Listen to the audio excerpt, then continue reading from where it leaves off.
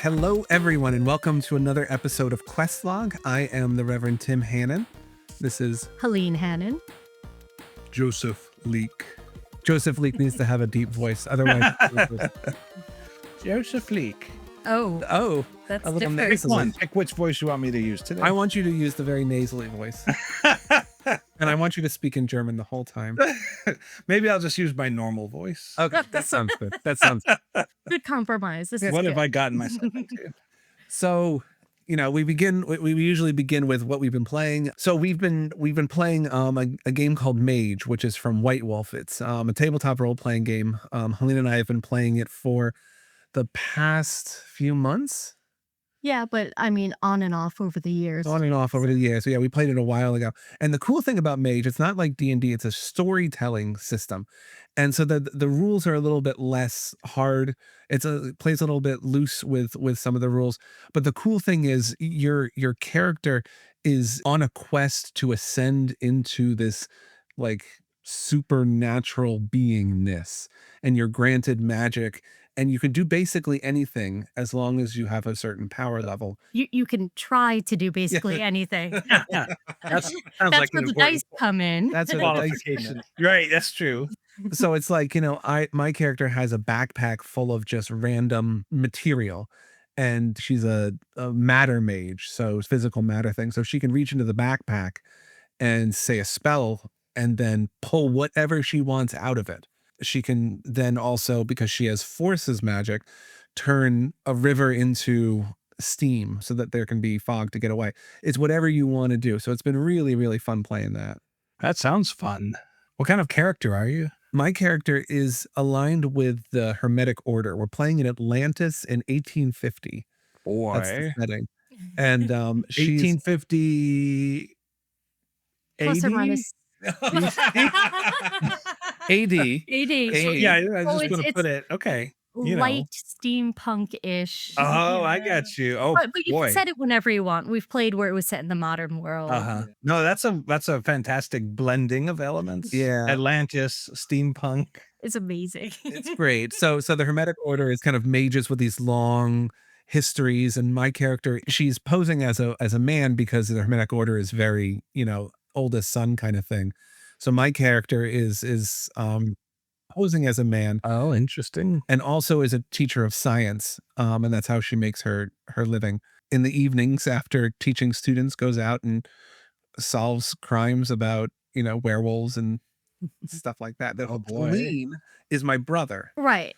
So I'm playing the little brother, and my job is I'm a street magician who, does sleight of hand, but also can sometimes actually do magic, and is constantly poor and sleeping on Tim's character's couch because, street mage. It's it's so much fun. So autobiographical, in other words. Right? I mean, entirely. Yeah.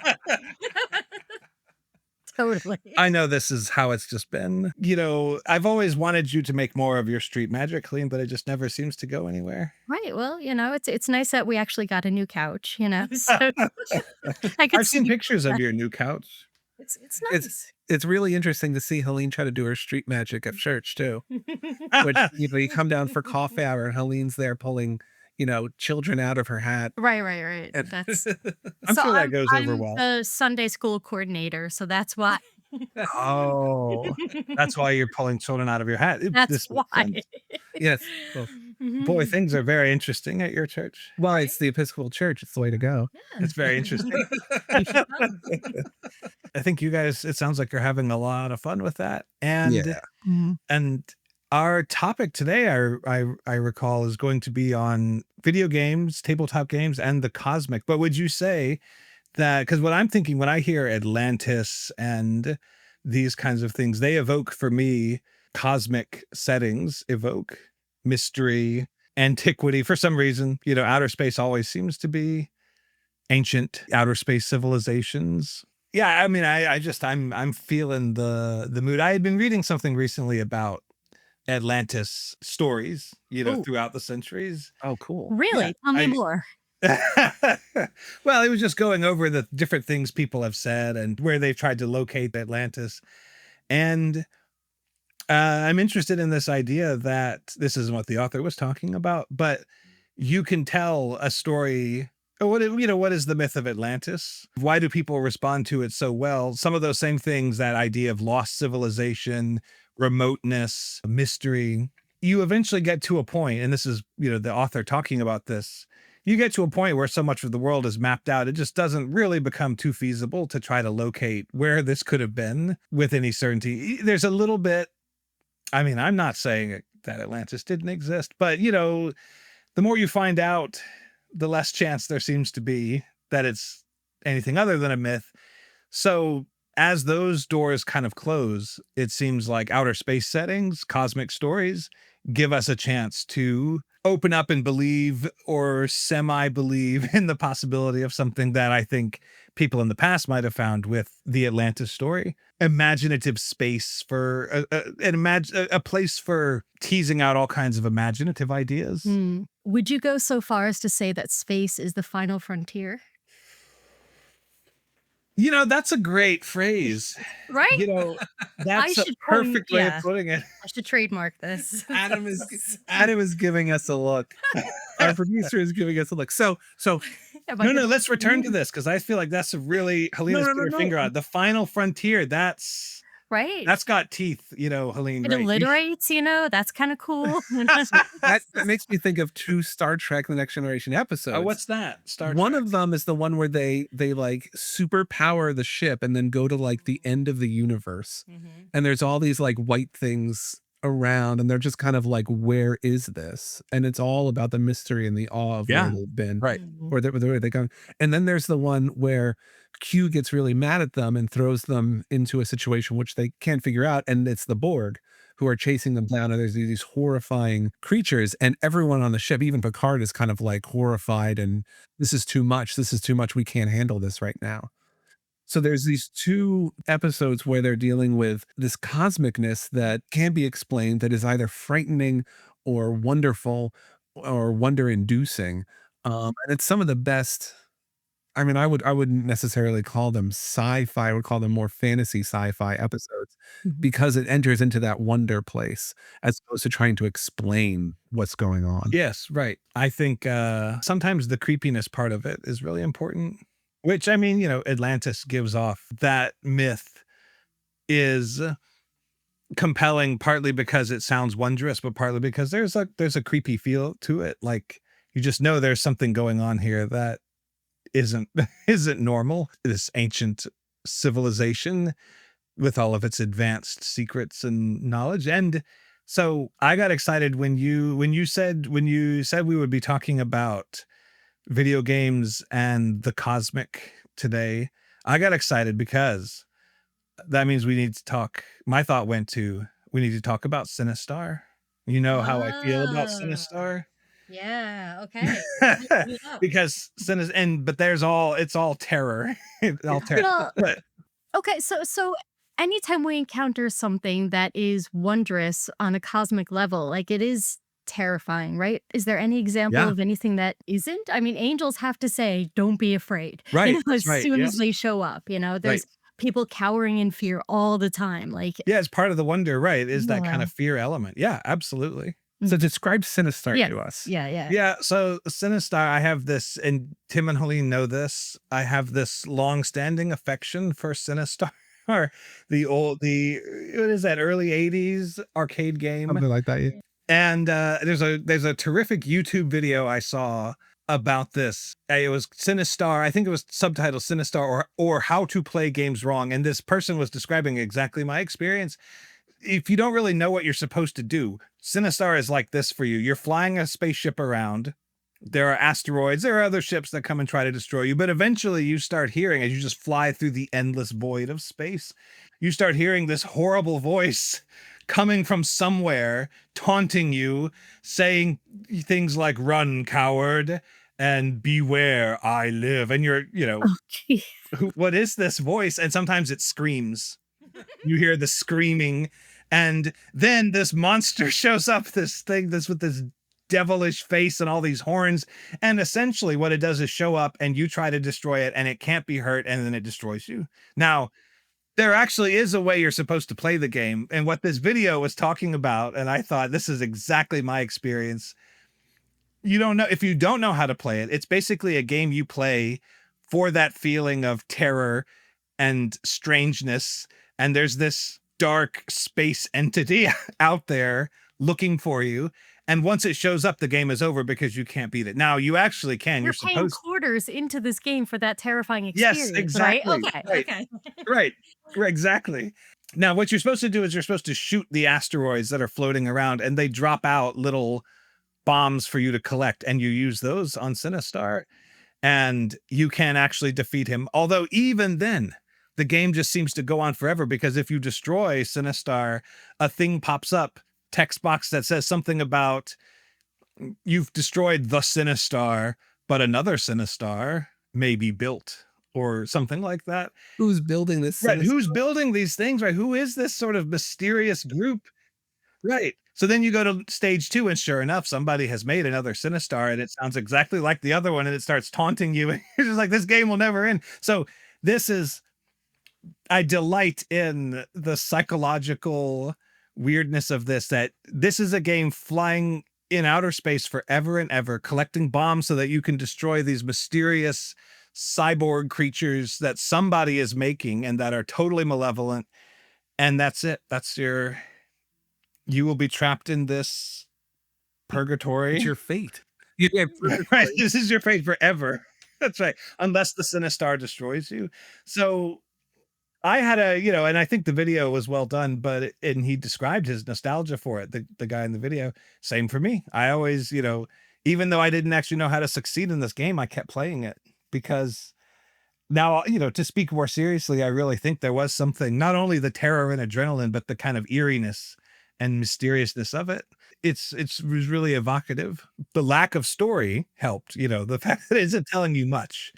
And you're like, just what is this world that I am in this game? Space is very scary. that strangeness of old games is something that I think really drew on.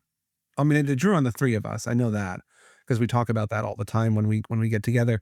But I think it's something that people find. I'll put it this way: that I found in religion. So I was going to read a prayer from the Book of Common Prayer, and I will in a little bit, but the sense of not the terror, but the kind of strangeness, the oddness, the kind of larger scope that you find in religion, where cosmic things are talked about, Yeah. where we talk about Jesus. I mean, right now in the lectionary, we're reading all these stories about Jesus appearing to people and they don't recognize him. Mm-hmm. Mary in front of the tomb, the road to Emmaus, Yeah. you know, Peter and the disciples on the shore, cooking fish. And Jesus keeps on showing up and he somehow looks different enough, or he's hidden, or something is about him where he just is unrecognizable to people. And in my sermon for last week, what I said was he probably looked more human, because why else would you mistake him for a gardener? You know, Yeah. there's maybe a kind of Tolkienian idea that the most human a person can look would be a gardener. Huh. Interesting. Right, Sure. right. That's very interesting.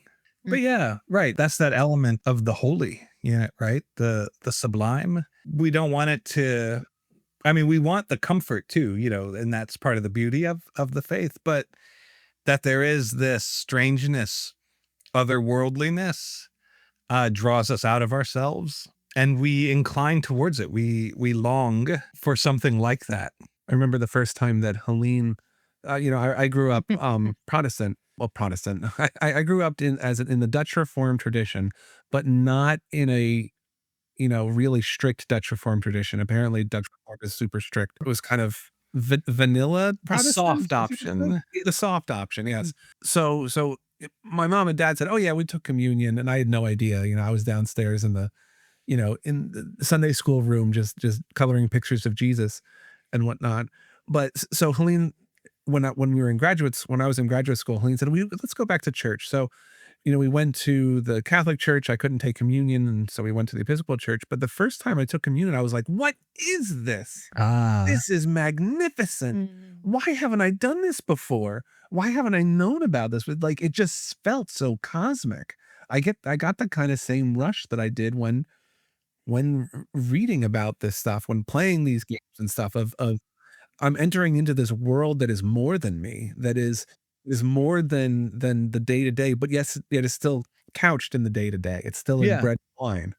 right. That's true. Yeah, and it's something not normal. Like, I mean, you could try to make it sound as unextraordinary as you like. You could just say, uh, it's just a ritual we go through. But really, the idea that somehow, and this is the case whether you are, Catholic or Orthodox, whether you have a kind of view of the sacraments as the body and blood transfigured there, or whether you don't, it's still, even if you don't think that, there's still some sense in which this is more than just a drink and food, because it is somehow connected to Christ's death and resurrection. This is not just a normal activity. We don't just normally partake of food and drink like that. It's uncanny in one way.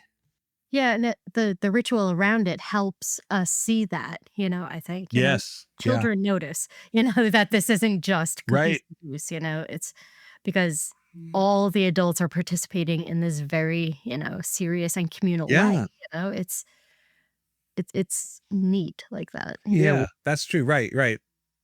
Like, yeah, as you say, even kids will say, like, this is not just your typical something special about this. yeah. Mhm. So one of the things I tell people about in my parish about, I guess I tell a lot of people a lot of things.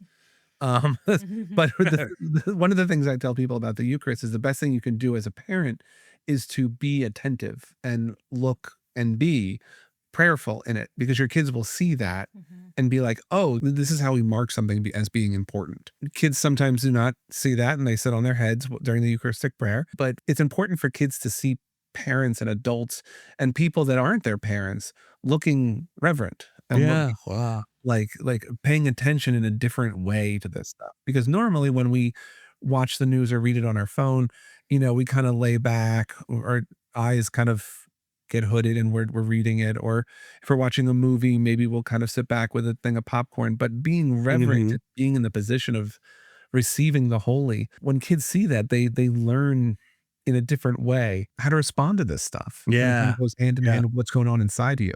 Mhm. And so would we say that certain kinds of video games, the kinds we're thinking about today, the cosmic, are good preparation for that? I think so.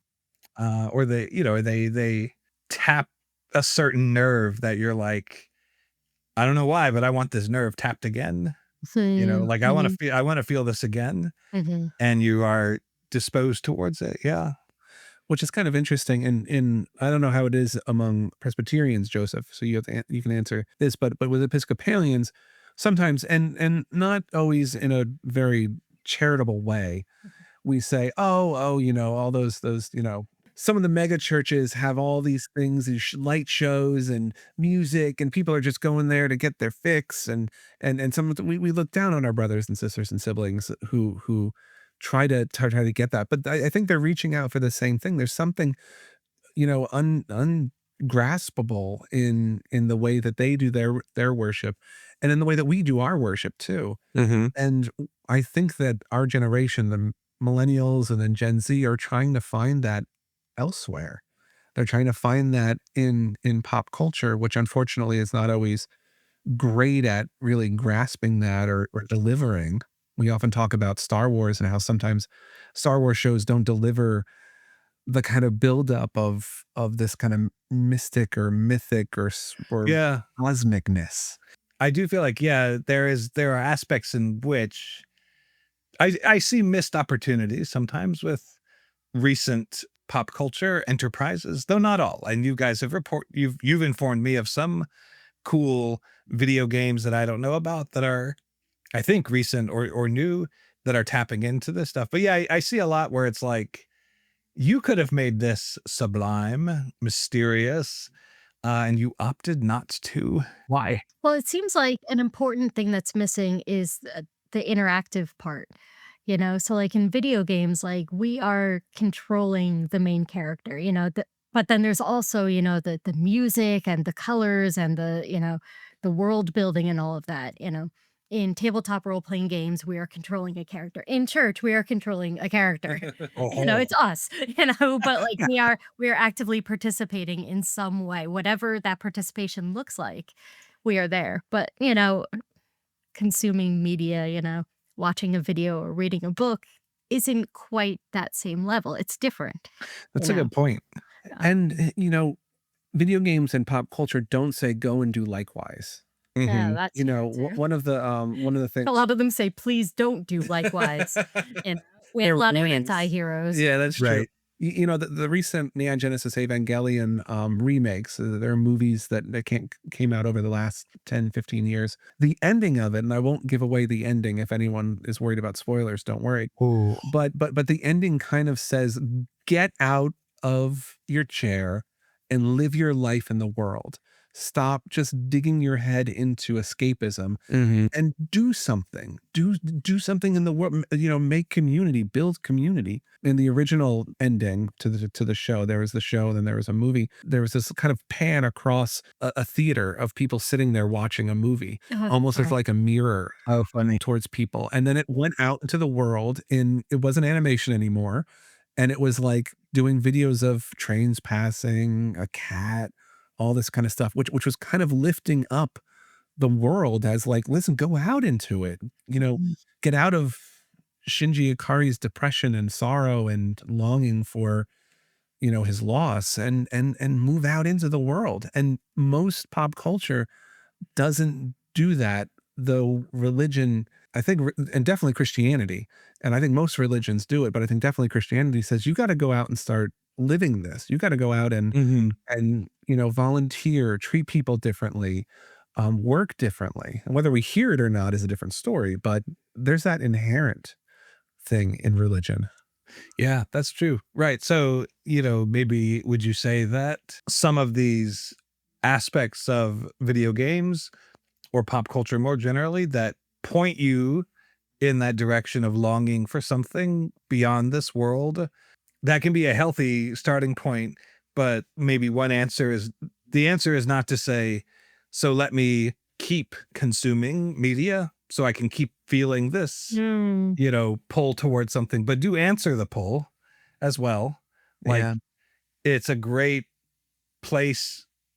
I won't say starting place because it's something you can return to, but if it's giving you that nudge or it's tapping into that nerve, it isn't just, and this is something C.S. Lewis talks about this in his autobiography. For him, it came through things like music and literature, but when he came across things that gave him that sense of longing for something greater, something transcendent, one of the mistakes he made, he records in his autobiography, was that he just kept looking for more. Like he would always want more of it in literature and music and hope to get that feeling again.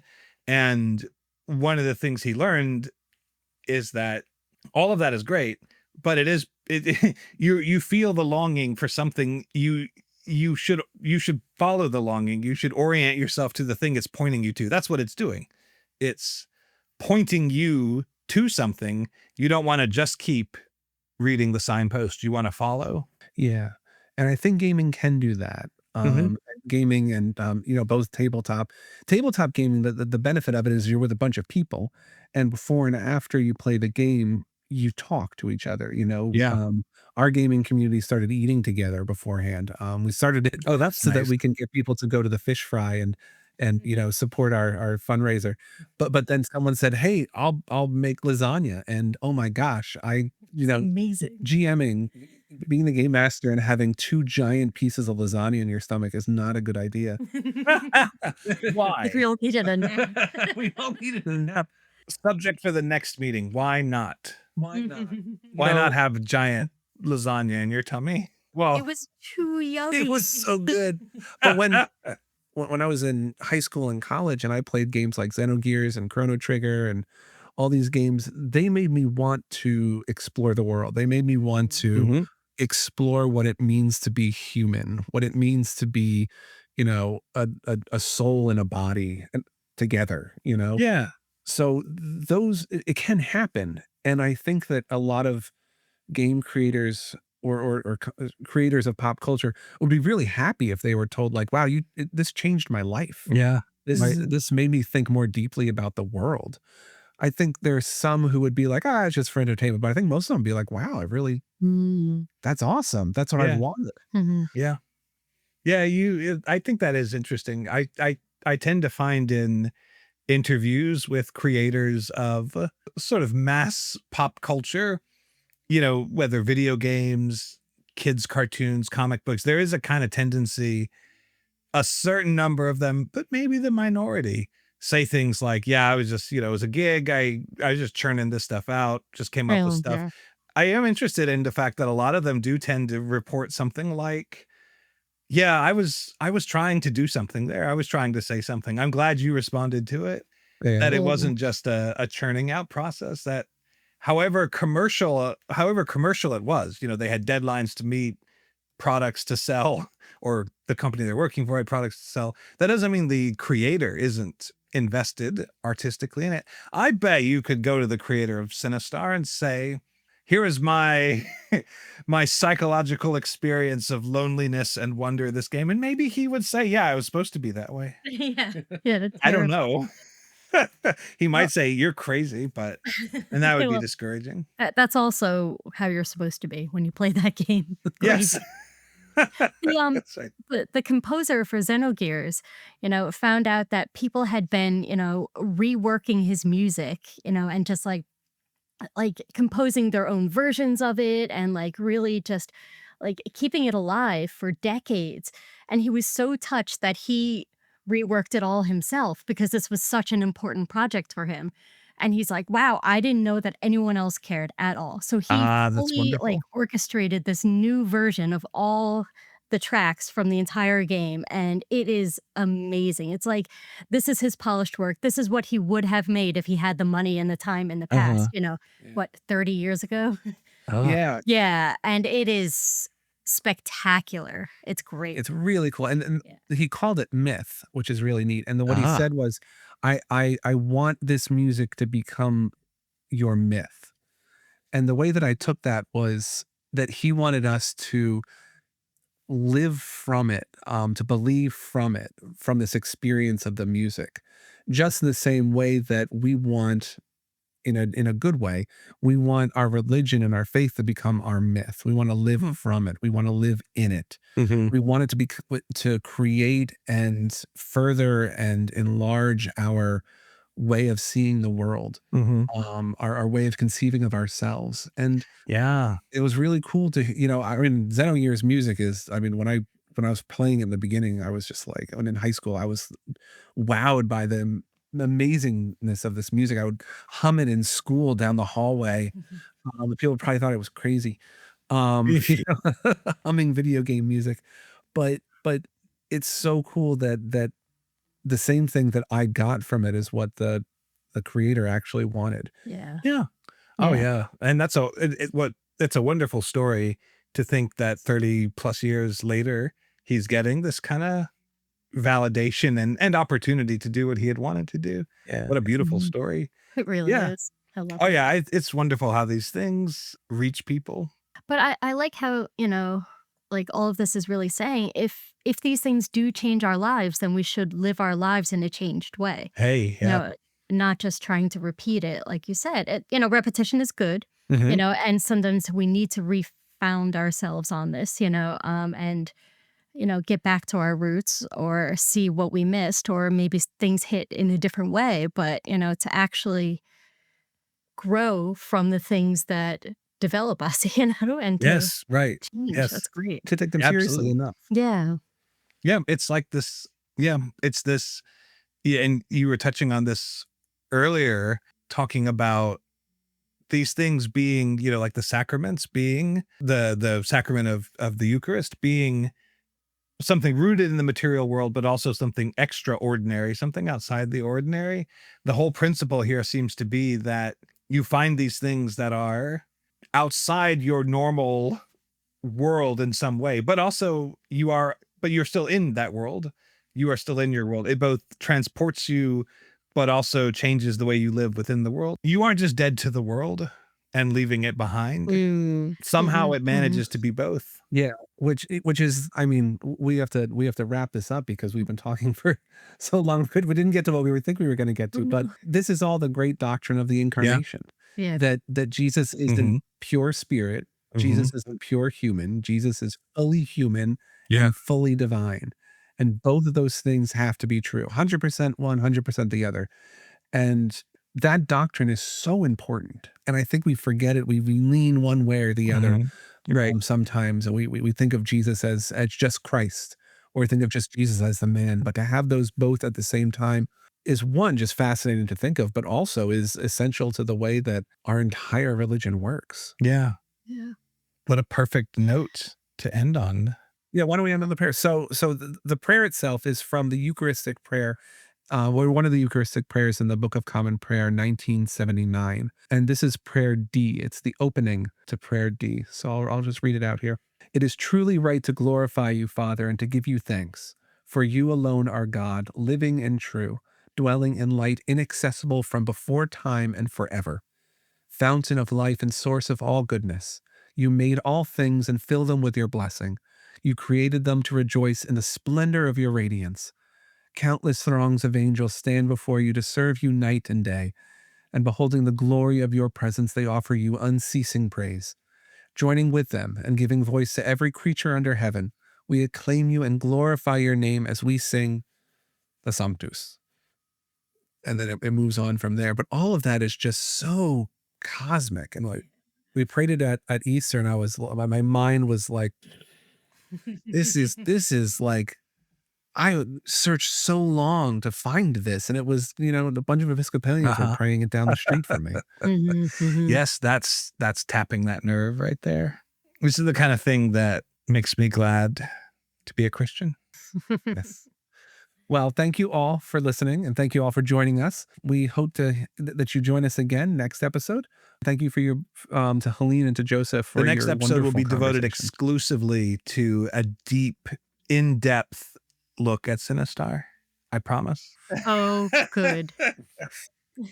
It'll just be Joseph Right. talking about Yep. Sinistar for 30 minutes. How many quarters he spent on this game. I wanna talk about the Atari ET game, because man, that game. Oh. I don't know whether people are are we turning people away or enticing them? Oh, I see. I Your said idea is we. good. I don't know how, Well, on that note, thank you everyone for joining Goodbye. us. God bless. Bye-bye.